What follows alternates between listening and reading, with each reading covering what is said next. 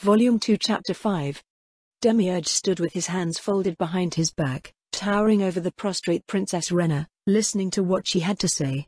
When she finished explaining it all, and what she intended to do to provoke her stupid eldest brother, Demiurge could not help but recognize the power of the mind subservient before him. It was reason enough to reassure the Golden Princess at least. Yes, very, very well done.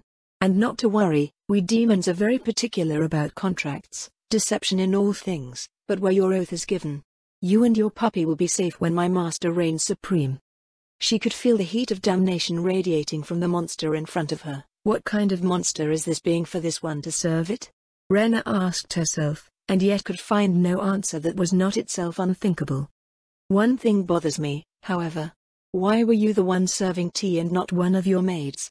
Is it not normal for human societies of nobles to have servants or slaves do that kind of work? Demiurge asked. Sensing it was all right, the princess raised her head to meet his watchful face. Not when you want information kept quiet.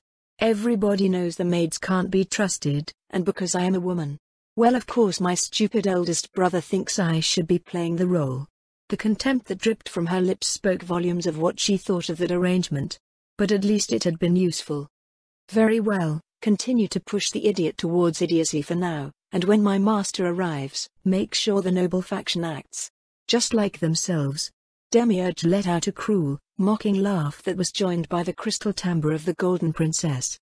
They bonded lightly over their shared contempt of the petty jealousies of the idiotic and the incompetent, and it made the princess bold. Will I be allowed to meet your master beforehand?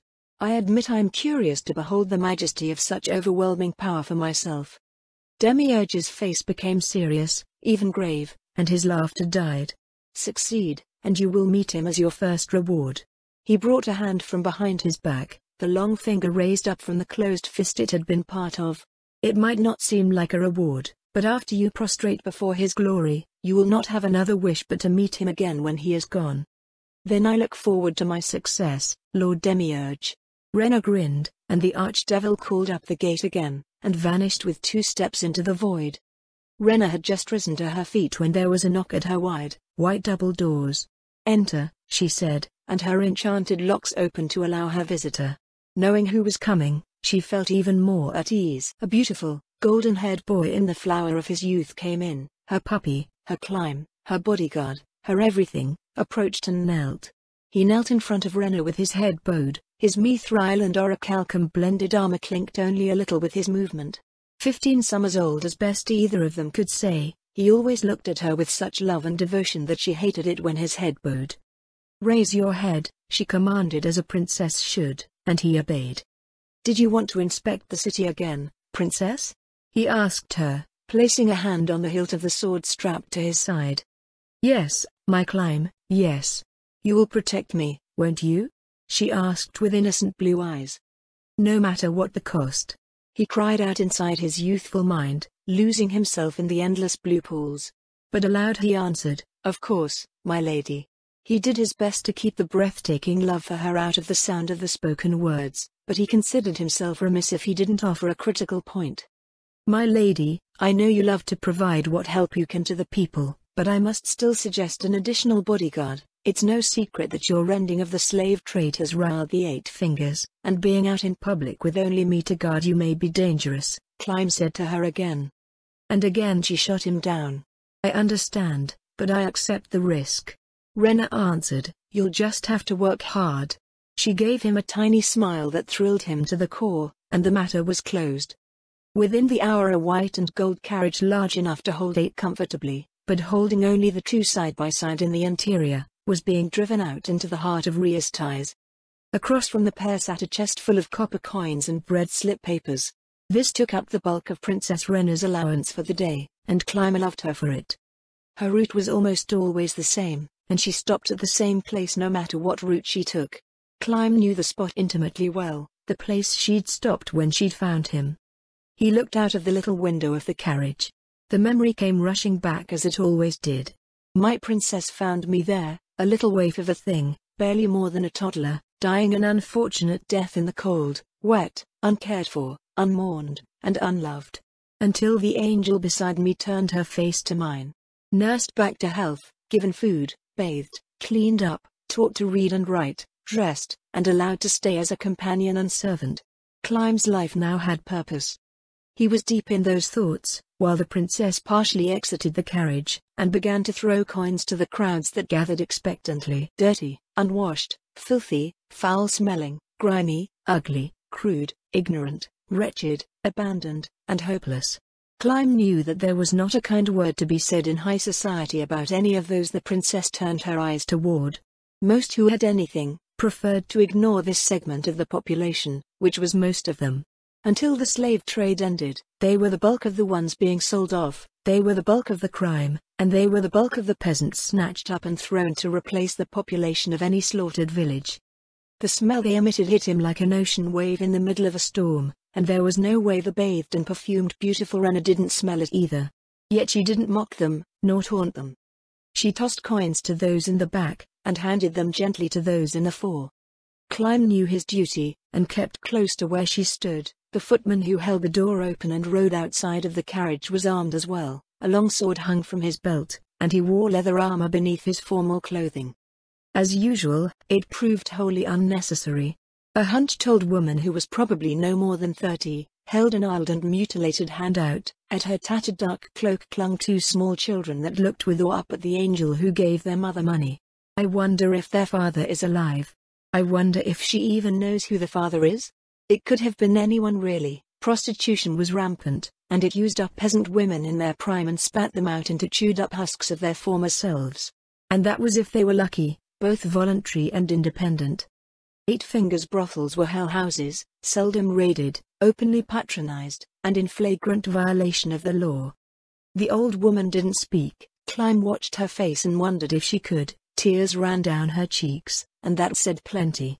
The princess then added a bread slip to the few coins she gave to her, and the woman bowed as fast as she could, and her children with her, before someone else took her place.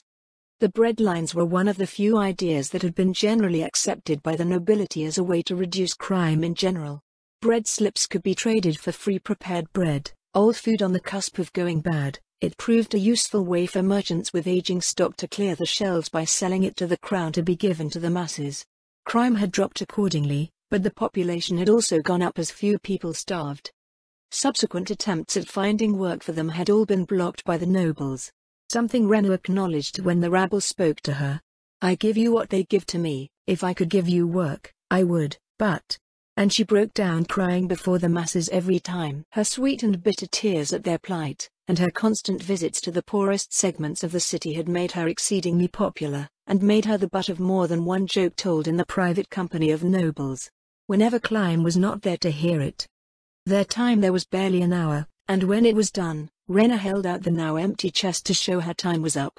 The crowd began to disperse, the footman closed the door, Rena sat beside her bodyguard, and the carriage rolled away.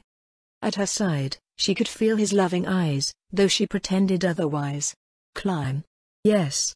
Look at me that way, my Clime. Mine. My precious Clime. Every time she did this, he looked at her with such loving devotion, such total innocence, that was all she could do to keep from losing her mind to her passionate desire to possess him completely.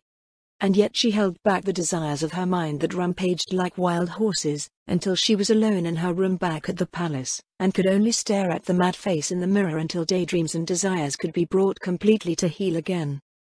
Lupus Regina stood with her hands on her hips over the struggling Nina. The little brown-haired girl was struggling because Lupus Regina had a foot on Nina's ass and was pinning her to the dirt. Just because you're a magic caster, that doesn't mean you have a reason to have a weak body. She giggled a little until the brown-haired girl stopped struggling. Only then did Lupus Regina let up her foot. Only to give the girl a sharp kick to the flesh of her behind and send her tumbling over to land face up. Why'd you do that, Lupu? I gave up. Nina asked with her arms spread out. Her breath was rough, hard, desperately labored from the exertion. What do you think happens when you give up? Lupus Regina crossed her arms and walked over to the girl. Giving up gives the winner the right to do whatever they want to you. And for a girl, that gets real ugly real fast. Or did you forget that? The brutal truth hit Nina like a hammer. Alright, I won't forget again, but I am a magic caster, I don't know how to fight without magic, Nina stammered out without rising. First you learn to take a hit, then you learn how to avoid getting hit, and then you learn to hit back better than the other person, Lupus Regina said, ticking off the 3 steps with her fingers, folding them into her fist, and then snapping her body down into a kneeling posture and bringing the closed fist down inches from Nina's head. The ground shook like an earthquake underneath her blow, and Nina felt the icy tendrils of death's chill run over her body. That would have shattered my face into mush. The sweet smile in the beautiful dark face seemed more menacing than ever, as the impossible cleric brought home the reality of her lessons. Others were watching nearby. Britta aided with sword instruction along with Peter, while Lucrut and the goblins helped the newcomers. But it had all stopped when Lupa demanded a practice session with the little magic caster. Nina felt the eyes on her and the ears turned toward the advice of the adamantite-ranked adventurer. So this is what it's like to learn from the peak. And to think I ever imagined I could become strong.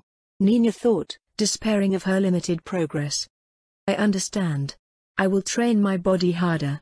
Nina closed her eyes so that she needn't see the promise of pain in the beautiful face, and gave her word. She felt the gentle tap of a palm on her cheek as she was patted there by the hand that shook the ground. Good girl, don't let me down. Start every day with a 4-mile run and an hour practicing not getting hit, and when I get back, if you can avoid my hand on your ass, I'll praise you, Lupa said and stood up, putting her hands behind her head. She looked around. Anyone else want to try to wrestle with this lovely adventurer? She giggled when there were no takers, and spun on her heel to walk primly away with a smile like that of the cat that swallowed the canary. Her goal was Henry Emmett. The little minx was freshly bathed, but to Lupus Regina's sharp werewolf senses, she still had the scent of sex coming off her body as if she had just moments ago stopped rolling in the sheets. Nfaya is more of a man than I thought, keeping up with this little cat in heat. Lupus Regina couldn't help but be amused by the whole affair. But she had a different reason to approach the woman, and it was Henry's own request. At the village square, where the tables for Henry and her little council sat, there were only Henry and Lord Mayor, who was helping her with land parceling at that moment. So why you see, if you do it this way, you'll get much more food. He pointed to the way he'd drawn on a piece of paper. It was profoundly counterintuitive to Henry. Even Lupu could tell the blonde peasant was confused. But it was hard not to approve when the peasant girl scratched her head and answered Mayor with, I don't understand how, but if Lord Ines says it, it must be right. It clearly pleased Mayor, who gave his usual nervous smile up to her. All right. He nodded his sharp-featured head several times in rapid succession. Lupus Regina watched as the pair bantered back and forth. Henry seemed uncommonly comfortable with the little boy, her hand often going to his own or to his shoulder or arm. Her warmth towards him seemed both natural and genuine, and Mare didn't seem to mind it at all. The battlemaid didn't have to wait long. A minute or two after she came to stand in front of the village chief, Henry said a warm, thank you, Lord Mayor, I'm truly grateful for your advice. We'll do it how you say, then maybe we can begin to repay Lord Ines for his kindness.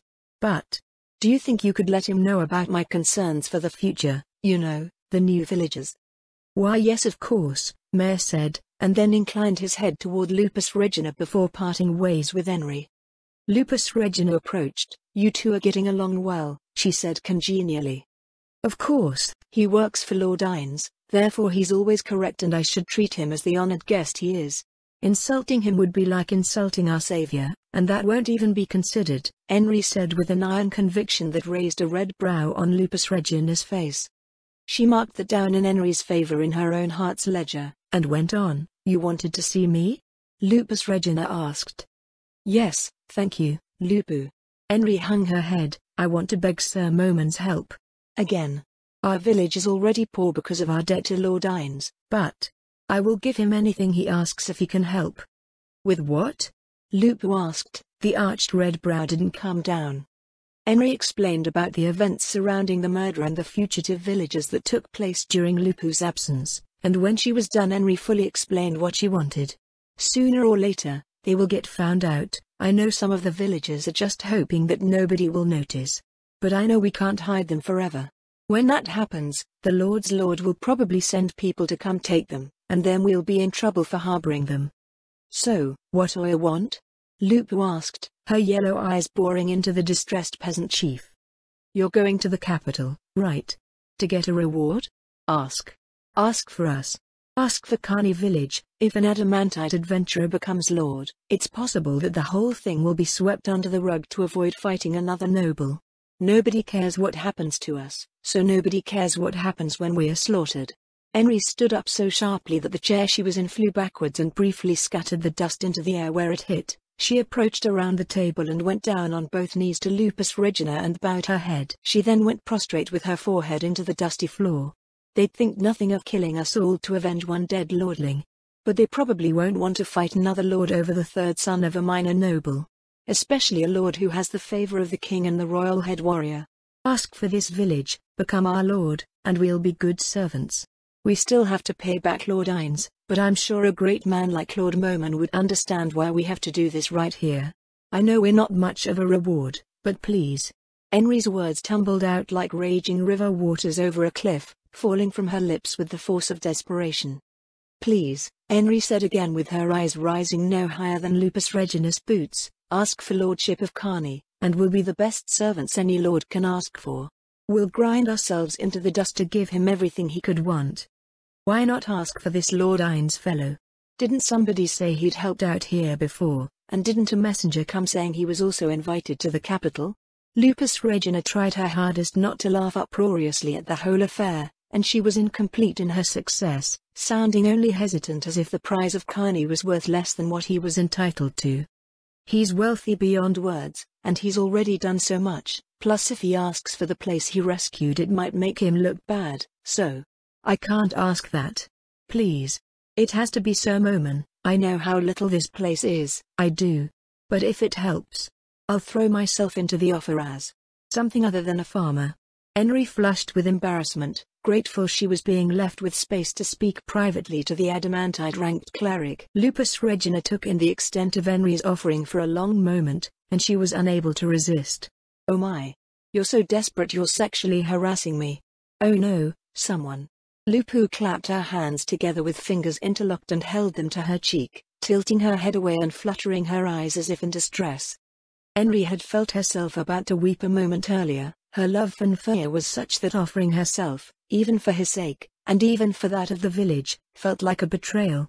But when Lupu melodramatically and mockingly turned it on its head and began to laugh, her urge to cry faded away.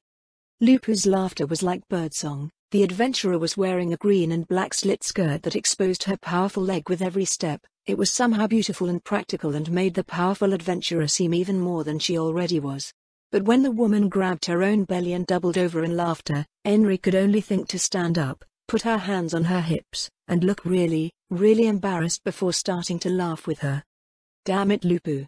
I was being serious there. She leaned forward to face the woman who mocked her, and Lupus Regina finally began to wipe tears of laughter from her bright yellow eyes and straighten up. I know, and that's why it's so funny. Don't worry, pervert girl. I'll ask Moman for you. My guess is he already has that in mind anyway, and I'll leave off your pervy offerings of a threesome between us. Lupu winked, and Henry turned several deeper shades of red. A threesome? Henry said much louder than she intended, and scores of heads snapped to face her. She darted her face around, embarrassment multiplying 100-fold. She yelped out, "Damn it, Lupu," and rushed back to her home, leaving a laughing Lupus Regina behind her. Volume 2 Chapter 6. When Ines awoke it was to dreams of ecstasy, delights that sought to keep him in bed. A supreme desire clung to him the way a fog might engulf a landscape. Albedo. He felt a rising hunger to embrace her, like the dream carried over into the waking moments. It was accompanied by an overwhelming guilt. I damaged her. I can't take advantage of that.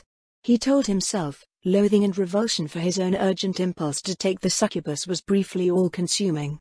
It drove him to action. Throwing on his clothing and dressed as Moman again, he sent a message to Pandora's actor. Disguise yourself as me, and visit the capital of Riastais. Wear an enchanted mask, and if asked to remove it, show a suitable face. My lord. Pandora's actor acknowledged the command at once. Commit to nothing, offend no one. Learn everything. This is strictly an intelligence-gathering operation for now. Oh, and above all, ensure that the name Ainzul Gowan is elevated in the eyes of those who learn it.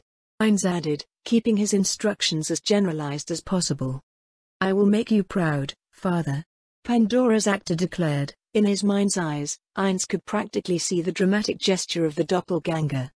Ainz killed the connection. Intuitively he knew, I slept later than I intended. I'd better be careful about that and not venture here as often. They'll get suspicious if their undead master spends long amounts of time here.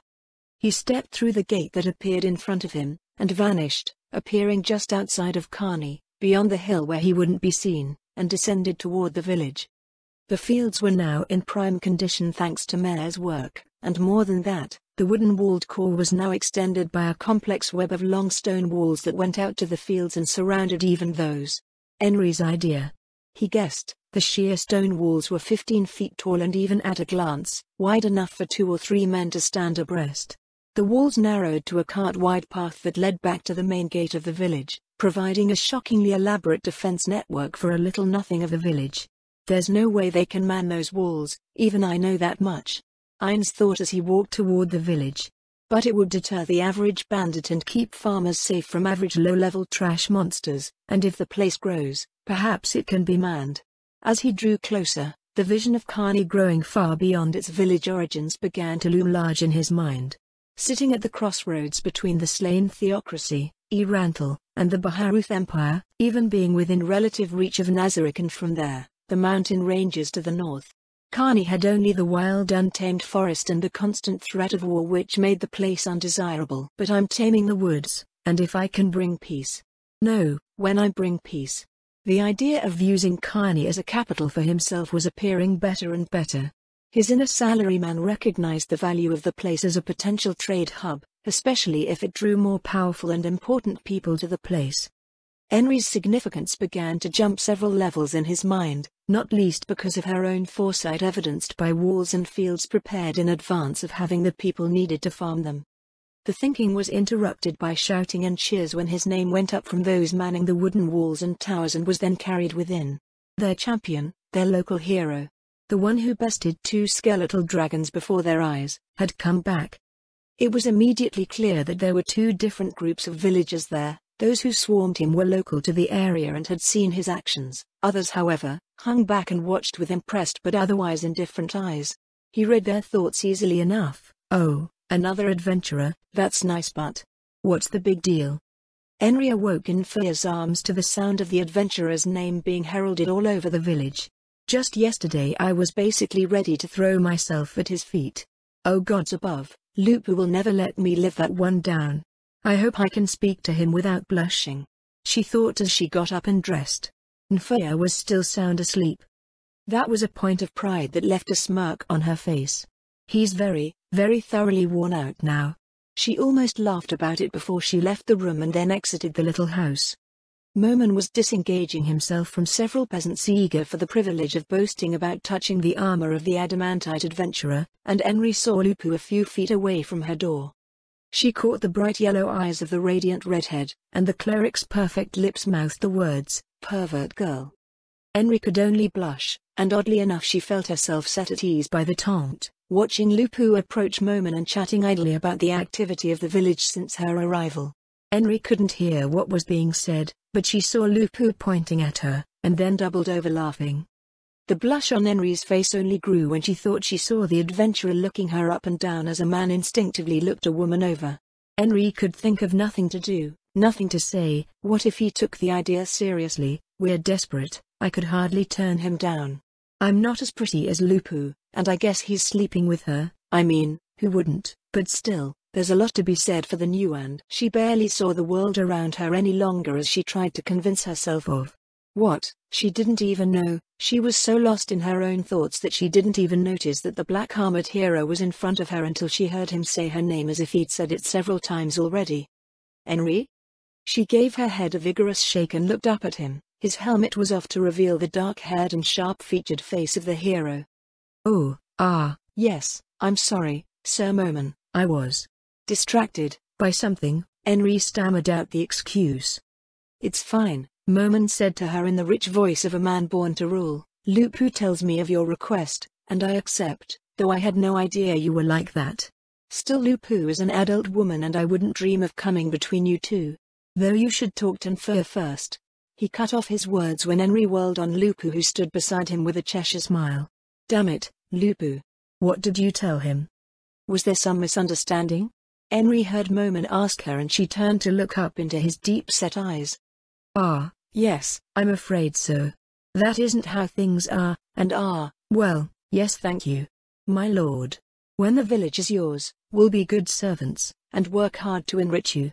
Her eyes blurred with the memory of terror when knights had come and killed her parents and nearly killed the little sister who still barely managed to sleep alone most evenings. Just please protect us all. No force coming to threaten you will ever enter this village unless it is bound by rope or chains. Moman's noble voice carried far beyond her, and where one ear heard it, one pair of lips repeated it, so that those who hadn't heard it would know that safety had been secured. Ainz turned his eyes down to the cleric who still wore her bemused expression. Lupu, we're going, it's a long way to the capital. Of course, Moman, she said with a bounce in her voice. See you soon, Henry, do have fun, Lupu said and gave a little wiggle of her fingers in place of a wave. Henry watched the pair withdraw and began to wonder about the meaning of those words. I have a sudden sense that I should probably check the ground outside my bedroom window, she thought to herself, and a wicked grin came over her face as she realized what she was almost certain to find. I'm sure I gave her one hell of a show. I wonder if I should tell Nfaya. Or would that give him performance anxiety? Or would that be enhancement? She wondered and licked her lips, feeling the heat rising in her body. He was asleep not far away, and there was one way she knew to wake him up that would definitely prove enhancing. So I'm a pervert, so what? I'm a fun pervert. Henry grinned internally and sashayed toward the lover she wanted to wake up. Her whimpered, her throat was torn and she couldn't scream anymore. That was bad, it meant getting hit again. Her head snapped to one side and hung listless and unmoving. She couldn't see well. This is bad, this is very bad. She saw double, two of her abuser instead of one. His fat body was heavy. I won't see soon, my eye will swell shut. That was a relief at least. To not see was to have one less sense to suffer through. The great weight of the obese mustached customer lifted and she saw the blurry vision of him standing up off the bed on which she lay. The sound of his bare feet on the stone and then felt his heavy, hot breath from his panting over her. Sweat-slick hands were on her body. She felt herself being turned over, and then turned around so that her lower body was over the bed. Ter whimpered again and tried to relax so that the inevitable wouldn't hurt as bad as the first time. Fat fumbling fingers were pulling her legs open. She hoped it would finish soon. Pandora's actor rode in luxury through the capital of Riestais. The black carriage of Nazarick was polished to a mirror shine. It clattered and bumped over the crude cobblestone that served as roads, leaving a shaky view for the treasury guardian. He didn't mind that, not much at least. But sitting erect on the red-cushioned seating of the outrageously expensive onyx carriage, looking out the window as he was, he definitely did not care for the view. Shabby, run-down homes. Wooden construction barely fit to be called a shelter by a wild beast. The smell of raw sewage from trenches that were infrequently drained and frequently jammed. The city was coated in a stench of despair. Not a magical item to touch. Pandora's actor suppressed his distaste when he made his way through the winding streets, and little by little things started to improve. Houses became newer, solid wood. Taverns that had patrons going in and out were better lit. The patrons entering and leaving no longer darted their eyes around, on guard against getting ambushed after a few drinks. Then things grew even better. Full shops with upper and lower floors came into view, the lower floors of red brick or grey stone. Shopkeepers stood in doorways and street vendors became fewer in number. Guards in chainmail became more common, though in pairs only. Deeper into the city, the miasma lifted further. Stone replaced brick and wood for full structures. Groups of guards moved in tight formation. Carriages and horses were bountiful. The rattle and clip-clop sound of hooves over stone was accompanied by the chatter of well-dressed people in custom-tailored clothing going about their business. Occasionally his sense for magical items began to go off and he detected enchantments here and there among passers-by. Nothing noteworthy caught his attention, but it was still a relief. It isn't the treasury, but at least there are some for me to inspect. Pandora's actor made a mental note to peruse the more upper-class shops in the noble district when time permitted. His unfamiliar carriage, naturally eye-catching to the familiar, was utterly jaw-dropping in the eyes of those who had never seen it before. Playing his role to the hilt, Pandora's actor sat by the window clad in his mask, rich dark robes with red trim and bright silver shoulder pads, his golden staff in hand, and held himself aloof. Reaching the palace at long last, his black carriage rolled to a stop before some stiff-backed guards. Atop the carriage, a simple homunculus footman descended. Dressed in formal black and white attire and designed with human idealized aesthetics in mind, he was almost as eye-catching as the carriage itself. Somehow appearing relaxed despite the straight formal posture, his white-gloved hand closed delicately around the onyx handle and without so much as a click opened it to allow his passenger to exit. Pandora's actor immediately assessed the palace. Made of many grey stones, it had numerous spires ascending to touch the blue sky above, each one rising to pin-like points at a peak. The many towers were a testament to the wealth concentrated in that single building, and the power that went with it loomed like the shadow of a mountain over those who would dare enter. It was designed to make those who would come to meet with royalty feel small and insignificant. But to Pandora's actor, the true son of Ainzul-Gaon, the resident of the unconquerable Nazarick with all its marvels and wonders, these arrogant humans looked like children at play with castles of sand. It was nothing. So he ascended the stairs of grey stone with his pride intact. The tapping of his staff sent shockwaves through the guards, a pair of them in full plate armor holding long halberds across their bodies and wearing long swords at their sides, reached for the red-painted double doors at the same moment. They pulled, and the doors groaned their objection, but gave way before the honored guest of King Ramposa. A long red carpet led straight to the heart of the palace. On the walls were many paintings depicting the likenesses of the kings and queens of the past, and their many children. More morbidly, the golden wooden frames each had a little bronze plate at the center base of each one that indicated when a member of the family was born, ruled, if they had, and died. The male members of the royal family were all square-jawed and most were sharp-eyed. Most of the men were posted atop horses in heroic mode, but others were poised and regal, some holding scepters or formal clothing, or seated in a chair surrounded by their families. They were mostly warrior-looking men in their prime or later years just before time took the worst of tolls on them. What struck Pandora's actor most about it was the obviousness of their heritage, father to son, and continuing down the generations, all had strong features and a close family resemblance. So it was, all the way to the last, where the painting of the current King Ramposa and his family showed something unique. The second son bore very little resemblance to his father. Curious. Pandora's actor considered, then turned his attention to the herald at the large double doors. A young boy in his teens, dressed in white doublet with a black vest, and though he had a short dagger at his side, his chief instrument was a long brass horn held at the ready, resting on his right shoulder and held in his right hand. "Name, my lord?" the herald asked in the cracked voice of youth.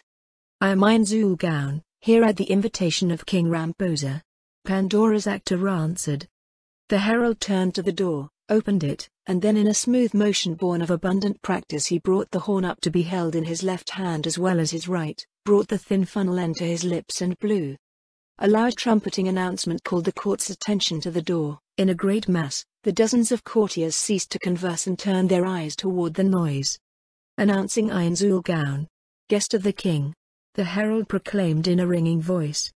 Pandora's actor approached with a slow, stately step befitting that of a noble or a king of his own domain. Each step of his foot drew him closer, each flutter of his outrageously expensive cloak drew fresh critique. The staff tapped over the stone and was the only sound until he stood within courtesy distance of the king. Ramposa sat on his throne, back straight and with a steady, serious look befitting a true king. At his right hand stood Gazif Stranov, clad in enchanted armor and bearing a great sword at his side. Gazif was what you would say a man purpose-built to be a warrior was supposed to look like. Pandora's actor gave a slow and steady bow. "King Ramposa, as your herald stated, I am Ainzul-Gaon. It is my honor to make your acquaintance." Volume 2 Chapter 7. Sabos sat across from the elegantly dressed Solution Epsilon, a radiant smile on her face as she smoothed out the black and white fabric of her maid clothing. "So, Lord Tian, how much longer do you think it will be?" she asked and gazed out the window. The roads of our winter were in excellent shape, even though they were made of cobblestone, which made the ride relatively smooth. The sky was clear and the sun high in the sky. Sabos had enjoyed the view through most of the city. While it was not Nazarick, the population of the bustling metropolis was open-faced, confident, and energetic. People confident in their future. He considered that to be the best way to think of them. Predictably enough, based on what they'd learned from Nigun, There were a number of dark elf slaves seen working in various places, but not in great numbers, and even those seemed well-fed and none appeared to bear marks of mutilation, and they didn't carry themselves as if they were terrified of those around them. It made Sabos think more deeply about the bloody emperor, who was said to be a hammer to the nobility, and a warm blanket to the commoners. No mere brute, but a cunning mind who recognizes the value of the basis of his empire and his power. It was reassuring, but it also kept Sabos mindful of the need for caution. The carriage began to slow down and finally stopped. It was then that Sabos answered Solution's question. "Now," he said in the understated way he did that passed for a sense of humor. "Then it's time for me to play my part." Solution pouted for only a moment when his almost jest came at her expense. The polite and demure smile of a maid became her mask as she emerged from the golden carriage. With small, light steps she descended soundlessly to the stone in front of their new manor, and held the door to allow the lord to exit.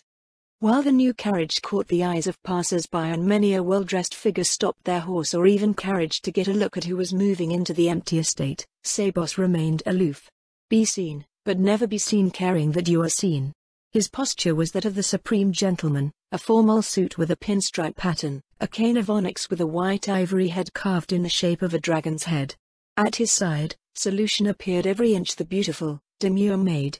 He walked toward the door with his back to the street, while Solution paced herself just a little faster to get the door for him when he reached it. The manor was a combination of white stone and golden-colored wood, all polished smooth, while stained glass windows caught the light of the sun and sent a cascade of colors into the many rooms.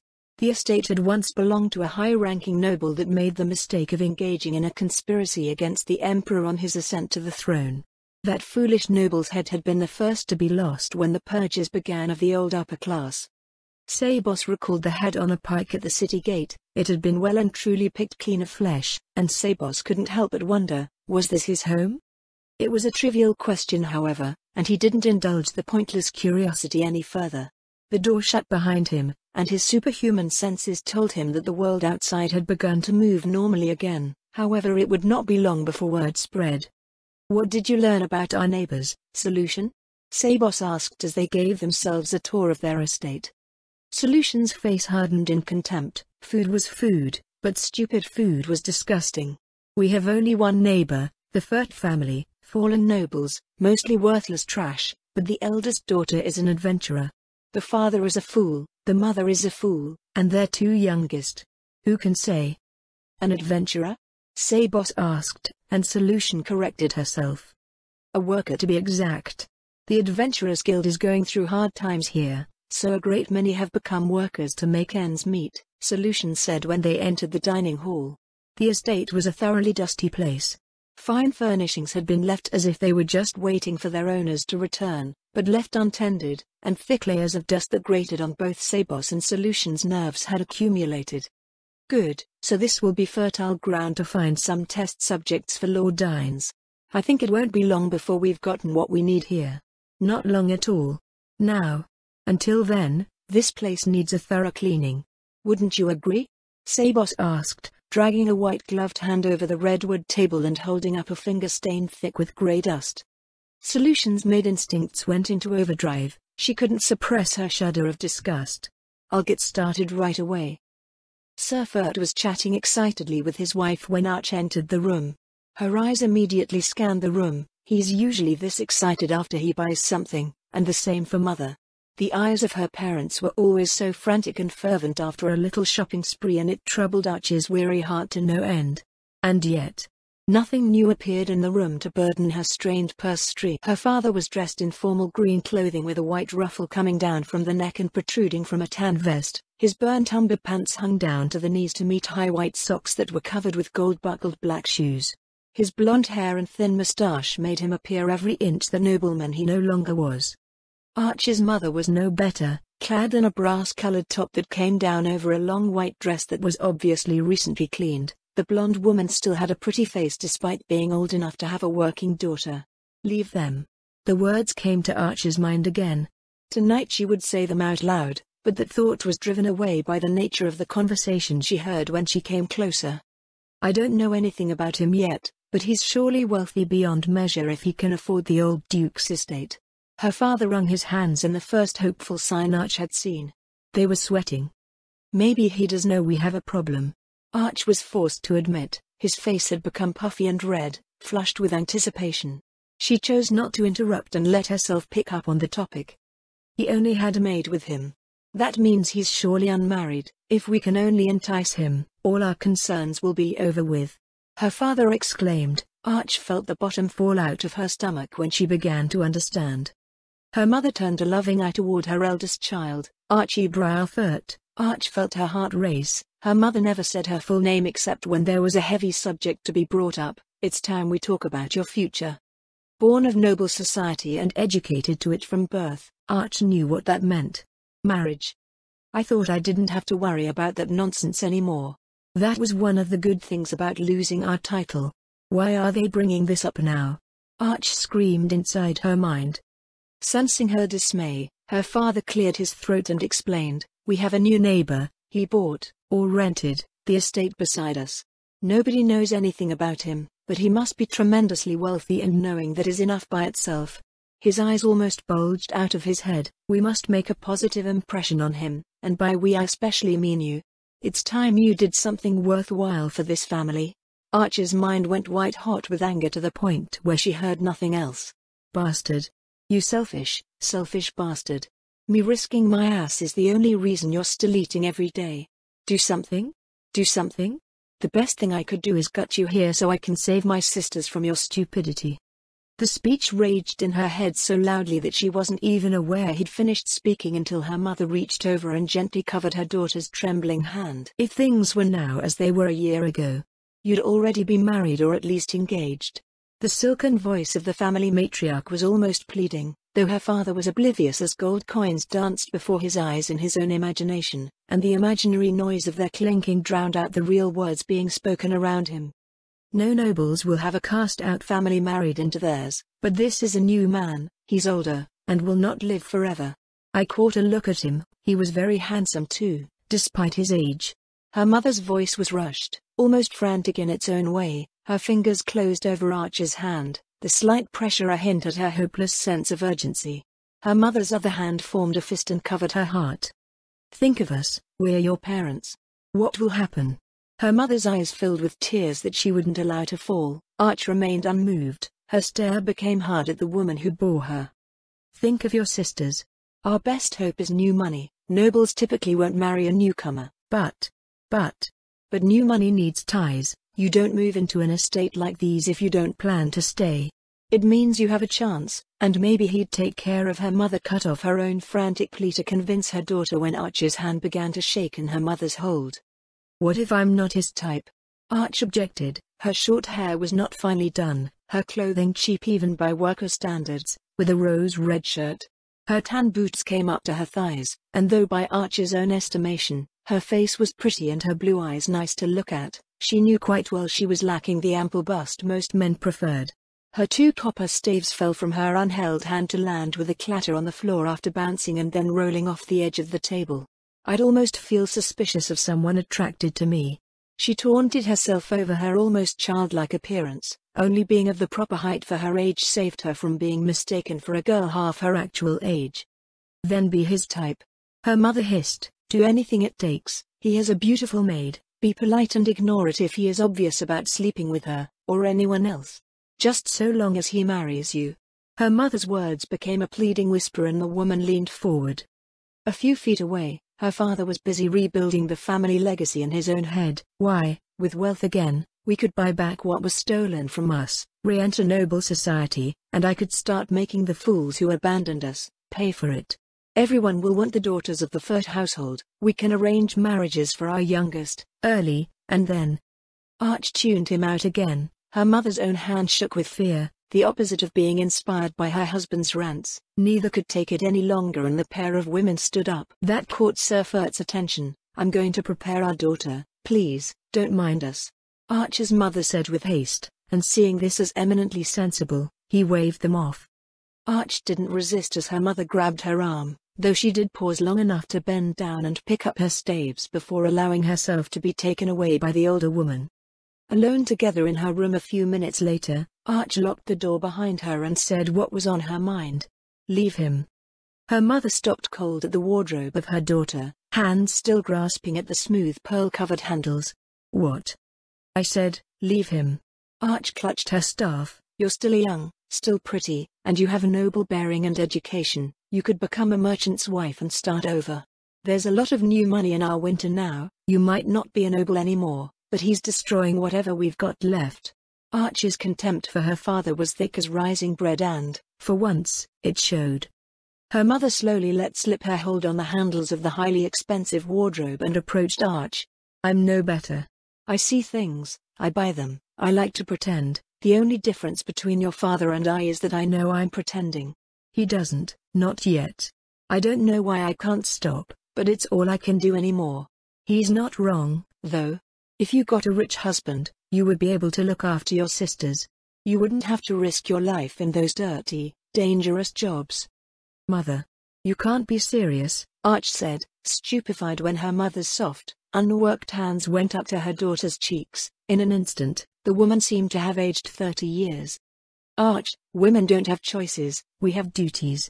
I'm failing in mine, and your father failed in his, but you've got a chance. You have a duty to your sisters, even more so than to me."